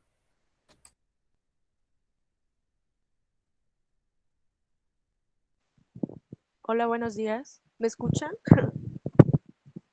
Ok. Bueno, yo en mi opinión, escuchando a todos los compañeros, la única aportación que quisiera hacer, y lo voy a tratar de hacer lo más corto posible por el tiempo, es que, bueno, a veces nosotros, como ya estamos interesados en estos temas y ya nos damos el tiempo de conocer, de saber, de estudiar, para nosotros es fácil decir, es que no se nos garantiza el derecho, es que los estados tienen que legislar, es que tendríamos que homologar todo el sistema y la verdad es que a veces tampoco nos preocupamos por la otra parte, es decir, los ciudadanos como tal, muchas de las ocasiones tampoco se interesan por conocer a qué tienen derecho, cómo tienen que ser los procesos. De repente, yo soy de las personas que cree que cuando hay elecciones, muchas veces no votan por la persona, por el candidato, sino por un partido político. Entonces, aquí ahorita se está viviendo una situación de que nuevamente estamos, bueno, por ejemplo, ayer veíamos el tema de sistema de partidos y partidos hegemónicos y cuestiones así. En su momento México pasó de un sistema de partido hegemónico a partido dominante y llegó un momento en el que había un real sistema de partidos. En la actualidad, para mí, creo que estamos en retroceso de nuevo, estamos volviendo a un sistema de partido dominante y muy probablemente vamos a llegar nuevamente a un sistema de partido hegemónico en el cual pues las opiniones ya no van a tener tanto valor por la oposición o la oposición ficticia que tal vez estamos teniendo. Y, y pues yo lo veo desde el punto de vista, ¿no? Aquí en Veracruz se está dando un fenómeno muy chistoso que muchos diputados o alcaldes que ganaron por un partido político diferente a Morena, hoy en día están renunciando a su partido y se están pasando a este partido en particular, y es algo que para mí funciona como un fraude al electorado, porque bueno, no sabemos si realmente las personas que votaron por estas personas lo hicieron con el afán de que Morena perdiera un poco de poder y sin embargo se lo están dando indirectamente, ¿no? Entonces, esa parte como ciudadanos en la cual no nos enfocamos a participar, a informarnos, a conocer, también forma parte del problema. No nada más el problema es si existe la ley o no está en la ley, también es cuestión del ciudadano y pues eso sería mi intervención. Muchas gracias, Sujei. Adelante, Martín. Sí, muchas gracias. Antes que nada, ¿sí me escuchan? Más o menos. Es que tengo un concierto de Canes por aquí. Adelante, adelante. Gracias. Bueno, tratando de concentrar la participación, primero, en el caso de Colima, que es de donde soy originario, para el proceso de elaboración de los lineamientos de paridad se dio un caso interesante porque los lineamientos fueron impugnados por casi la totalidad de los partidos políticos. Sin embargo, sucedió que 12 asociaciones civiles de carácter de corte feminista se unieron para generar un amicus curiae. Entonces, aquí es donde vemos ejemplos de que la participación política de la sociedad civil es realmente, puede llegar a ser efectiva. Ahora, es interesante el caso de la libertad configurativa, como bien lo comentaba el compañero de Tamaulipas. No es lo mismo hablar de Tamaulipas, hablar de Colima, que es de los estados más pequeños, que tiene de las menores cantidades de municipios, que lo que son los consejos. Aquí solamente tenemos consejos municipales, no tenemos consejos distritales. Entonces, es un caso interesante, pero al final de cuentas choca la cuestión de tratar de homologar ciertos criterios con la complejidad de lo que es el contexto y el tamaño de lo que es la entidad. Ahora, para lo que es la representación proporcional también tuvimos un caso interesante, porque en el caso de Colima se asigna paso por paso, como bien lo comentaba maestro.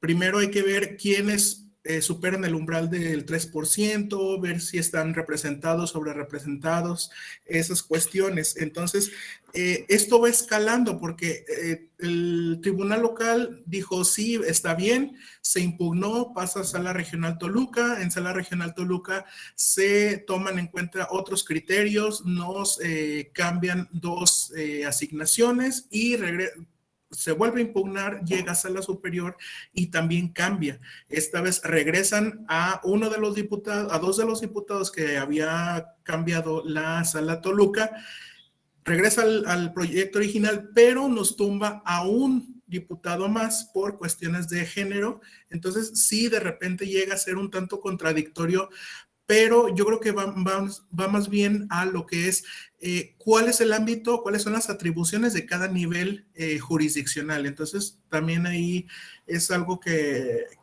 es interesante para lo que implica nuestro tema. Es cuanto. Gracias, Martín. Bueno, pues vamos a continuar con la exposición. Muchas gracias por sus copiosas aportaciones. Vamos a continuar con la exposición porque si no, no nos va a dar tiempo de concluirla. Bueno, a continuación vamos a revisar, como les decía, algunas características generales de cada uno de estos mecanismos de participación ciudadana, directa o semidirecta. Vamos a comenzar por la consulta popular. Bueno, como se refiere en la lámina, es un ejercicio que permite a los ciudadanos incidir en el debate y las decisiones que adoptan los órganos de representación del Estado, ¿no? O los órganos de gobierno, en específico sobre cuestiones muy puntuales, muy concretas, ¿no? Es decir, que si se va a adoptar una política pública, si se va a implementar un proyecto de infraestructura, si se va a, se intenta llevar a cabo una reforma sobre determinada materia, bueno, pues esto puede ser consultado a la ciudadanía antes de que se ejecute, ¿no? La consulta popular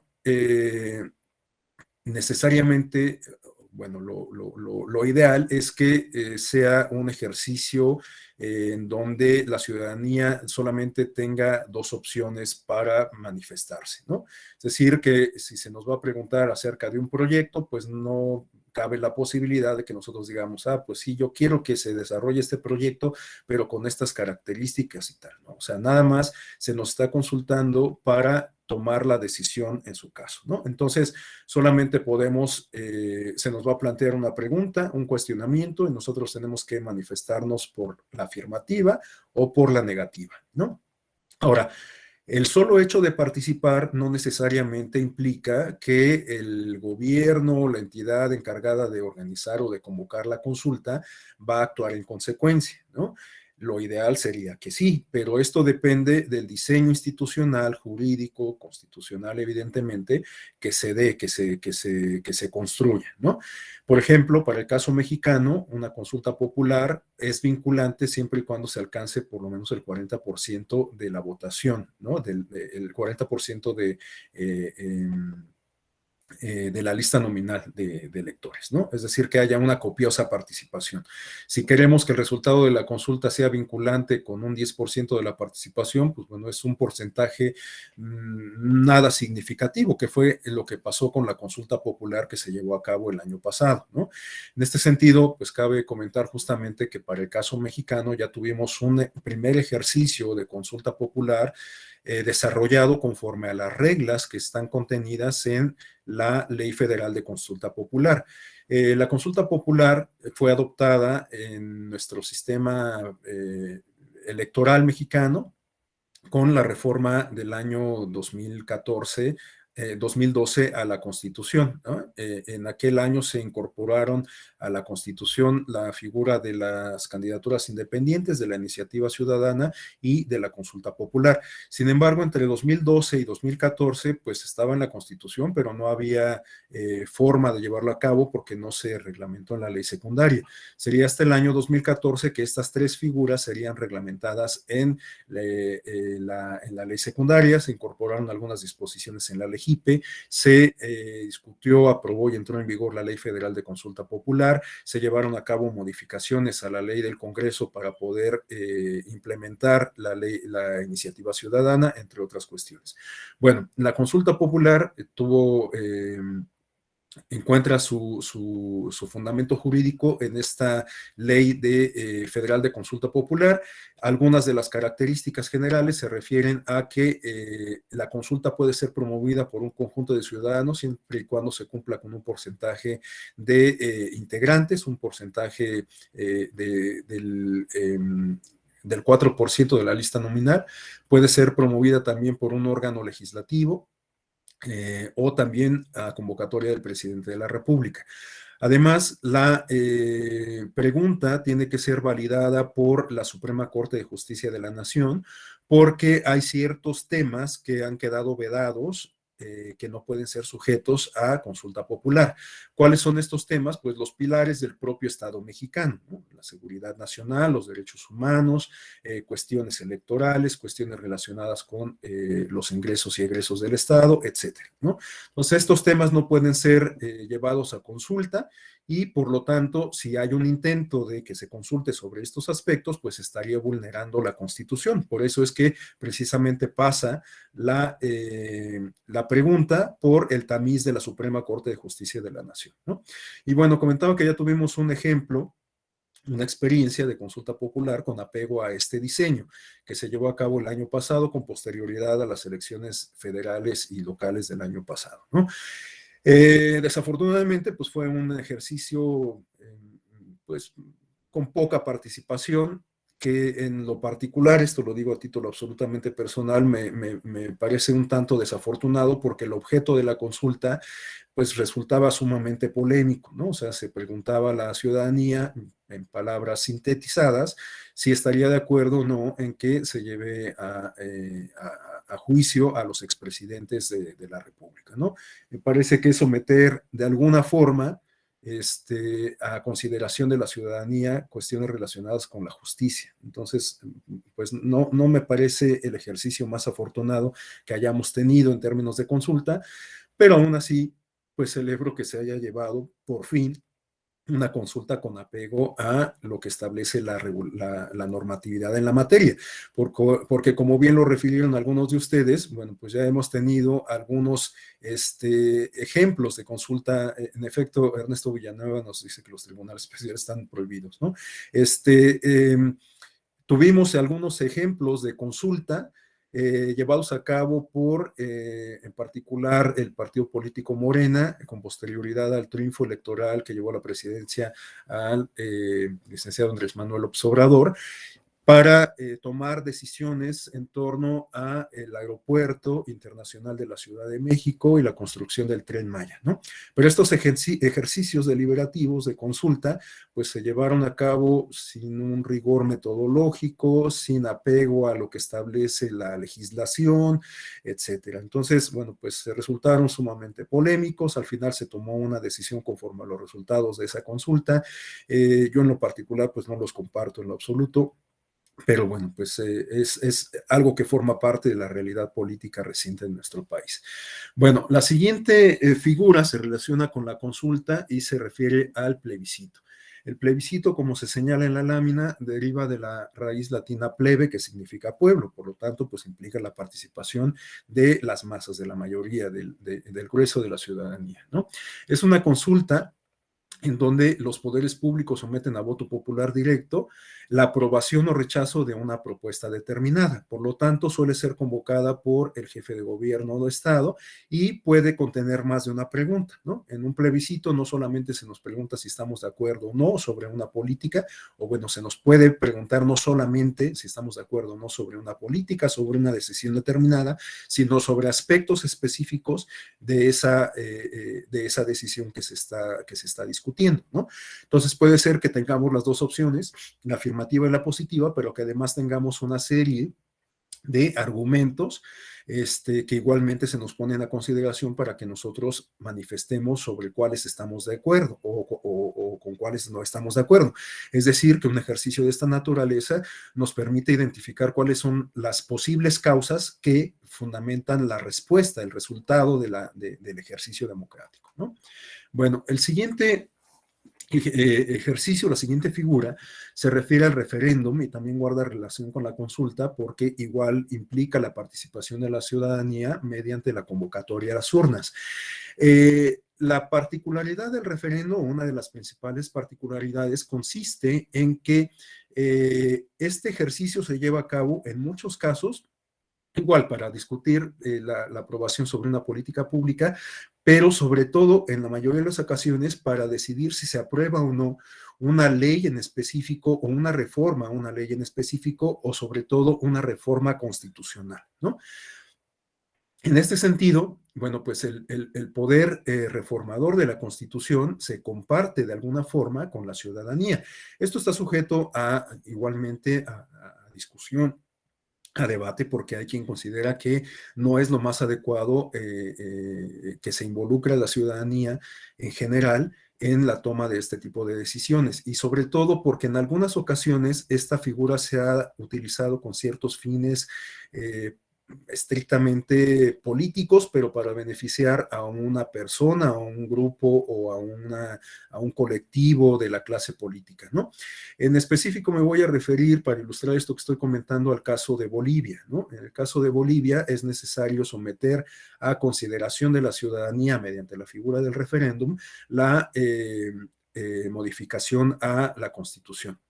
Bueno, pero el caso es que en algún momento Evo Morales llevó a cabo este ejercicio de referéndum para modificar la Constitución a efecto de que se permitiera la reelección, que se le permitiera la reelección, ¿no? Sabemos que Evo Morales se reeligió varias veces en Bolivia, en alguna ocasión incluso promovió un recurso ante la Suprema Corte de aquel país, alegando su violación o una violación a sus derechos políticos por impedirle el poder ser electo por un periodo adicional, ¿no? Bueno, pero como nos estamos centrando en esta figura del referéndum, bueno, pues lo que sucedió fue que se sometió a consulta esta reforma a la Constitución y como en ese momento Evo Morales gozaba de un amplio arraigo popular, pues el referéndum fue aprobatorio, ¿no? El asunto de este tipo de ejercicios en situaciones como la que acabo de describir es que en muchas ocasiones se participa sin tener una visión de Estado, sino pensando en la persona en específico que está ocupando esa posición, ¿no? Entonces, no nos damos cuenta de que incluso las personas que estamos votando por beneficiar a esta persona, estamos heredando un diseño institucional para que otra persona con la que nosotros no vamos a congeniar, pues se beneficie de ese diseño, ¿no? O sea, hoy estaba Evo Morales, pero a lo mejor el día de mañana va a estar alguien completamente opuesto a Evo Morales, con quien no compartimos posturas, agenda, etcétera. Pero como ya vimos esa posibilidad de reelegirse, pues esta persona se va a beneficiar de esa posibilidad, ¿no? Entonces, en muchas ocasiones, por eso es que, entre otras cuestiones, es que se genera polémica respecto a la pertinencia de que el grueso de la ciudadanía tome este tipo de decisiones o que se permita su participación en este tipo de decisiones, ¿no? Bueno, la siguiente figura se refiere a la iniciativa ciudadana. Como les decía, esta posibilidad o este mecanismo permite que las y los ciudadanos promuevan iniciativas de ley o reformas a leyes en el seno de los órganos legislativos. Esto no quiere decir que los ciudadanos adquieran la posibilidad de legislar. Esta es una función que recae sobre los órganos integrados mediante voto popular para ejercer la representación política, ¿no? Pero esta figura da la posibilidad a la ciudadanía para impulsar leyes o modificaciones a leyes sobre aspectos concretos. Naturalmente, pues no cualquier hijo de vecino puede ir a tocar la puerta del legislativo con la pretensión de modificar una ley sobre determinada materia en específico, ¿no? Sino que se tienen que cumplir con una serie de requisitos. Estos requisitos están establecidos sobre todo en la Ley Orgánica del Congreso de la Unión. Se tiene que cumplir con un requisito de apoyo popular, igualmente se necesita un apoyo de firmas que demuestren que pues esta es una iniciativa no individual, sino que cuenta con un apoyo ciudadano. Y eventualmente, bueno, en función de la propuesta, pues esta puede ser discutida en el seno del órgano legislativo, eventualmente este colectivo puede designar un representante que acompañe los órganos de discusión y eventualmente pues puede ser llevado al Pleno para su discusión y aprobación en su caso, ¿no? Pero bueno, pues esta ya es una responsabilidad que recae absolutamente en el Congreso. Igualmente, el hecho de que se presente la iniciativa ciudadana no garantiza en automático que se vaya a llevar a cabo la reforma que se está pretendiendo, ¿no? Sin embargo, pues es un mecanismo que eventualmente puede permitir tener incidencia de la ciudadanía en la toma de decisiones legislativas. Bueno, ahora tenemos el tema de la revocación de mandato, que les decía que también es un tema que ha generado mucha polémica, porque es una figura de reciente cuño en nuestro sistema político electoral, ¿no? En realidad es algo que se aprobó el año pasado y que eventualmente va a tener su primera experiencia este año 2022. Sin embargo, es un tema que ha generado mucha controversia porque originalmente, la teoría política nos habla de que la revocación de mandato, por definición, implica la posibilidad de que la ciudadanía pueda cancelar de manera anticipada un encargo que previamente se otorgó a un agente político mediante el ejercicio del derecho al voto, ¿no? Es decir, que si nosotros votamos por presidente, votamos por gobernador, bueno, pues antes de que acabe su periodo de 6 años, si contamos con la figura de la revocación de mandato, podemos ser convocados a urnas para decidir cancelar ese encargo de manera anticipada, ¿no? Es decir, no esperar hasta los 6 años, sino quizás al tercer año de gobierno tener este ejercicio y decidir suspender ese mandato que previamente habíamos otorgado. Por definición, así es como se entiende la revocación de mandato, o sea, por eso es revocación de mandato. Sin embargo, en el caso mexicano ha pasado algo muy curioso, porque la revocación de mandato no ha sido promovida fundamentalmente por los grupos opositores a el presidente de la República, sino por los propios partidarios del presidente de la República. Y esto ha llevado a que se le dé incluso un giro completamente opuesto a la figura de la revocación de mandato, por lo menos en este contexto en donde se está gestando lo que podría ser la primera experiencia. Incluso los partidarios del presidente, bueno, hay sentencias del Tribunal Electoral, sobre todo en la sala especializada, que han sido confirmadas por la sala superior, porque en el proceso de recopilación de firmas para llevar a cabo el ejercicio de revocación de mandato, quienes estaban encargados de esta función estaban haciendo la convocatoria, no presentando el ejercicio como revocatoria de mandato, sino como confirmación de mandato, ¿no? Entonces está adquiriendo un giro completamente distinto e incluso, bueno, pues el principal, o pareciera que uno de los principales interesados en que se lleve a cabo el ejercicio de revocación de mandato es el presidente de la República, ¿no? Esto ha llevado, como les comento, a un encono, a una confrontación con el Instituto Nacional Electoral, que por el diseño institucional que se ha dado, es la autoridad electoral que se va a encargar de llevar a cabo el ejercicio de revocación de mandato. Aunque el diseño institucional de esta figura, para el caso mexicano, es sumamente interesante porque guarda relación con la manera en que opera la elección presidencial, de tal suerte que lo que va a pasar ahora que se lleva a cabo, que bueno, yo creo que se va a llevar a cabo finalmente, de alguna forma, pero se va a llevar a cabo este ejercicio de revocación de mandato, lo que va a suceder es que el INE se va a encargar de llevar a cabo la elección o el ejercicio similar a como ocurre con una elección, es decir, disponiendo las casillas electorales, las mesas directivas de casilla, capacitando a los funcionarios de casilla, disponiendo lo necesario para contar con el material electoral, mamparas, urnas, boletas, etcétera, y bueno, pues se van a contabilizar los votos por parte de los integrantes de casilla, y después se van a resguardar por parte de los consejos distritales. Pero similar a como ocurre con la elección presidencial, quien va a llevar a cabo el cómputo y va a dar a conocer los resultados finales es la Sala Superior del Tribunal Electoral. Entonces es un diseño pues sumamente interesante porque guarda relación, reitero, con la forma en que funciona la elección presidencial, ¿no? Pero bueno, el diseño es similar al de consulta popular en el sentido de que pues, es necesario integrar un conjunto de firmas para demostrar que pues hay un número importante de personas que están interesadas en llevar a cabo este ejercicio. Estas firmas, igual que con la consulta popular, tienen que ser avaladas por el Instituto Nacional Electoral para verificar que sean firmas auténticas, que sea de personas que están inscritas en el padrón electoral, en la lista nominal, etcétera, ¿no? Bueno, pues habrá que ver cómo funciona la revocación de mandato, pero a mí me parece bastante desafortunado el inicio, cómo se ha empezado. Bueno, los últimos, nos quedan pocos minutos, lo voy a describir rápidamente. Las últimas figuras se refieren a las candidaturas independientes. A lo mejor no vale mucho la pena que nos detengamos en ello porque ya es una figura que está arraigada en nuestro sistema político electoral, data igualmente del año 2012, se reguló en el año 2014, tuvo su boom en las elecciones del año 2015, quizás uno de los ejemplos más representativos lo podamos identificar en el caso de Jaime Rodríguez Calderón, quien ganó por la vía de las candidaturas independientes la gubernatura de Nuevo León. Sí, por supuesto, les puedo compartir la presentación.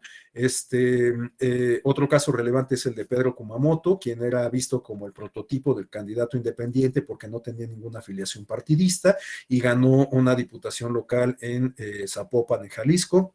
Después de esas elecciones del 2016, como que se desinflaron un poco las candidaturas independientes, perdón, de 2015 y 2016, se desinflaron un poco en 2018. En 2021, pues prácticamente pasaron sin pena ni gloria las candidaturas independientes y hoy parecieran estar condenadas a solamente ser efectivas en el ámbito local, sobre todo en el ámbito municipal, ¿no? Para impulsar liderazgos muy locales, pero pensar en el triunfo de candidatos independientes para diputados federales, senadores, gobernadores o presidente de la República, pues parece cada vez una posibilidad más lejana en función del diseño con el que contamos en la actualidad. Bueno, los últimos dos mecanismos se refieren al Parlamento abierto y al presupuesto participativo. Sobre el Parlamento abierto, ya había adelantado yo un poco, se refiere a la posibilidad de que los ciudadanos, las ciudadanas participen en la discusión de una agenda parlamentaria con miras a llevar a cabo algún tipo de reforma sobre determinada materia. Hoy día tenemos este ejemplo de la reforma energética, se han llevado a cabo, se está llevando a cabo un ejercicio de convocatoria para que la ciudadanía participe en estas discusiones.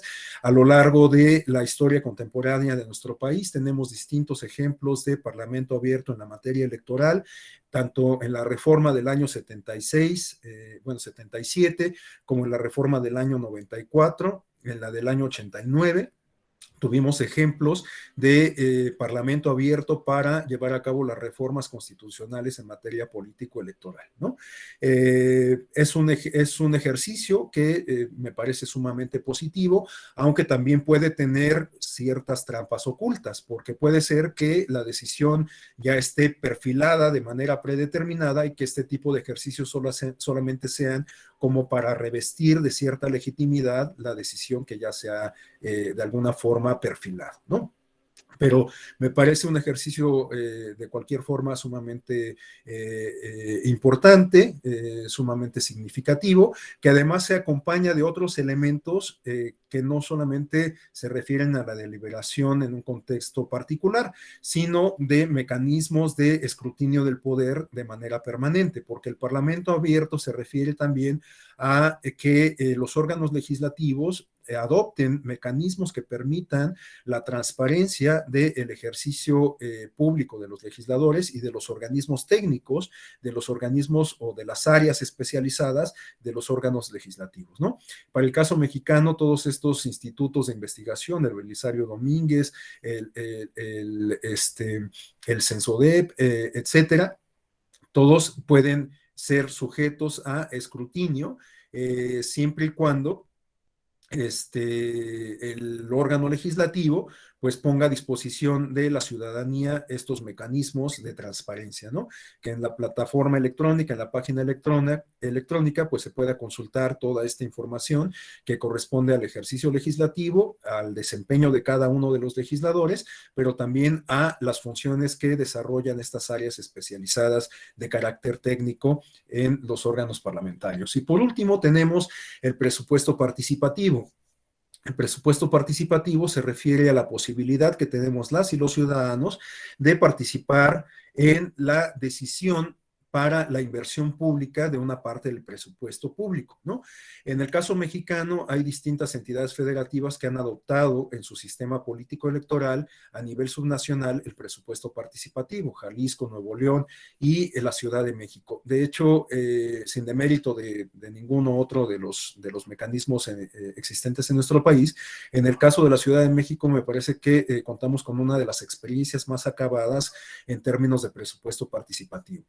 El presupuesto participativo consiste en llevar a cabo ejercicios deliberativos con células poblacionales para recoger propuestas que impliquen la aplicación de políticas públicas in situ, políticas públicas no de de gran calado, sino que beneficien de manera directa a las comunidades, ¿no? De tal suerte que la gente puede participar en estos ejercicios deliberativos para hacer propuestas sobre la remoción de un parque, sobre el cambio del alumbrado público, sobre la habilitación de una biblioteca abandonada, sobre la construcción de un parque para mascotas, qué sé yo. O sea, cualquier proyecto que se considere que puede resultar benéfico para la comunidad, pues puede ser planteada en estos ejercicios deliberativos que después pues van pasando por distintos filtros y al final